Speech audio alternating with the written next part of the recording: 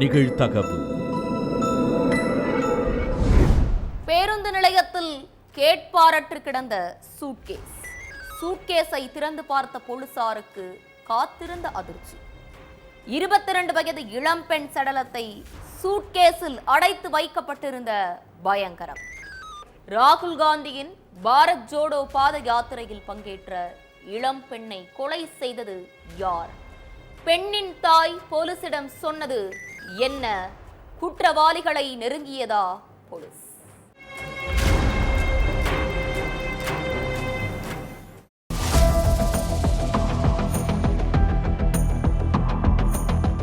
மதிய நேரம் சம்ப்லா பேருந்து நிலையத்துல பஸ்ஸுக்காக நிறைய பேர் வெயிட் பண்ணிட்டு இருந்திருக்காங்க. அப்போ யாசகம் எடுக்கிற முதியவர் ஒருத்தர் அங்க இருந்தவங்க கிட்ட பேச்சு கொடுக்க முயற்சி பண்ணிருக்காரு. ஆனா அங்க இருந்தவங்க அவர் என்ன சொல்ல வராரு அப்படிங்கறத காது கொடுத்து கேட்க தயாரா இல்ல. அந்த நேரத்துல பஸ் ஸ்டாண்டுக்கு 27 வயசுள்ள இளைஞர் ஒருத்தர் வந்திருக்காரு. அவரை பார்த்த அந்த முதியவர் தம்பி தம்பின்னு சத்தம் போட்டு கூப்பிட்டிருக்காரு.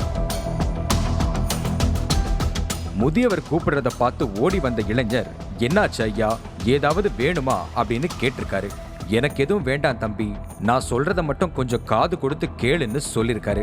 சொல்லுங்க ஐயா, என்ன விஷயம்னு இளைஞர் கேட்க, சூட்கேஸ் ஒண்ணு ரொம்ப நேரமா பேருந்து நிலையத்திலேயே இருக்குப்பா, யாரோடதுன்னு தெரியல, கிட்டத்தட்ட 5 மணி நேரமா இங்கேயே தான் இருக்குன்னு சொல்லிருக்காரு.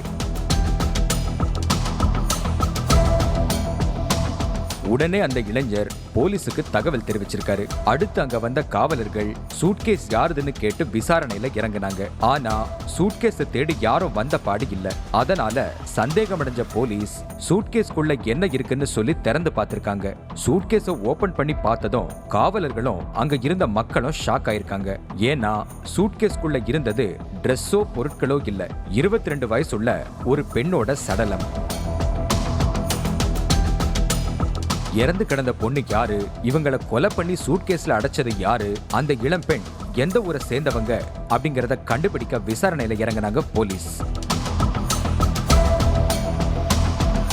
முதற்கட்ட விசாரணையில அந்த பொண்ணு பேரு ஹிமானி நர்வால்னும், அவங்க காங்கிரஸ் கட்சியை சேர்ந்தவங்கன்னும், ராகுல் காந்தியோட பாரத் ஜோடா பாத யாத்திரையில பங்கேற்றிருந்தாங்கன்னு தெரிய வந்திருக்கு. ஹிமானி நர்வால் உடலை மீட்டு போஸ்ட்மார்ட்டத்துக்கு அனுப்பி வச்ச போலீஸ் சூட்கேஸ் கிடந்த இடத்தை சுத்தி இருக்கிற எல்லா சிசிடிவி கேமராக்களையும் செக் பண்ண ஆரம்பிச்சாங்க. ஆனா சூட்கேஸை யார் பஸ் ஸ்டாண்ட்ல போட்டு போனாங்க அப்படிங்கிறதுக்கான எந்த துப்பும் கிடைக்கல. சடலமா மீட்கப்பட்ட இளம்பெண் கழுத்துல துப்பட்டா சுத்திருந்ததாவும் அவங்களோட கைகள்ல மெஹந்தி இருந்ததாவும் தெரிவிச்ச போலீஸ் இளம்பெண்ணை வேற எங்கேயோ கொலை பண்ணிட்டு உடலை சூட்கேஸ்ல அடைச்சு ஹரியானா மாநிலம் ரோஹத்ல உள்ள சம்ப்லா பேருந்து நிலையத்துல போட்டு போயிருக்கலாம்னு சந்தேகப்படுறதாவும் போலீஸ் அதிகாரிகள் தெரிவிச்சிருக்காங்க.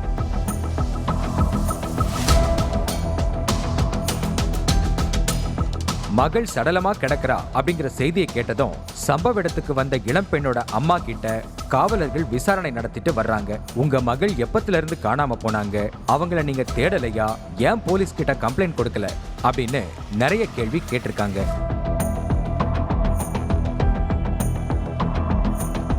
எங்க பொண்ணை பல இடத்துல தேடிட்டு இருந்தோம் சார், வயசு பொண்ணு காணாம போனான்னு போலீஸ்ல கம்ப்ளைண்ட் பண்ணா சொந்தக்காரங்க ஏதாச்சும் நினைப்பாங்கன்னு சொல்லிதான் புகார் கொடுக்கலன்னு சொல்லிருக்காங்க.